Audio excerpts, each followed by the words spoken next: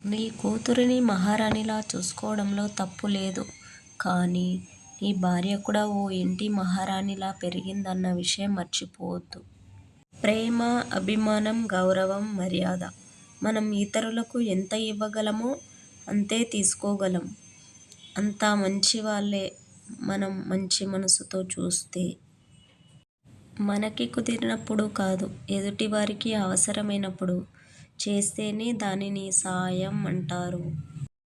సాధించాలనే కసి నీలో లేనప్పుడు, సరిపడేంత కృషి చేయలేనప్పుడు నీ కలలు నిజం అవుతాయని కలగనొద్దు. అవి ఎప్పటికీ కలలుగానే మిగిలిపోతాయి. నువ్వు బలవంతుల పక్కన నడిచినంత మాత్రాన నువ్వు బలవంతుడివి కాలేవు. వాళ్ళు నిన్ను వదిలేసిన రోజు ఒంటరిగా నిలబడటానికి కూడా నీ బలం చాలదు. మాటలు చెప్పేవాడి చుట్టూ చాలామంది వచ్చి చేరుతారు. కానీ మాటపై నిలబడేవాడి దగ్గరకు విజయం వచ్చి చేరుతుంది. మనకి లభించే చిన్న చిన్న అవకాశాలే రేపటి రోజున ఉన్నత శిఖరాలకు చేరుస్తాయి. మనవి అనుకున్నంత వరకే ఈ బంధాలు.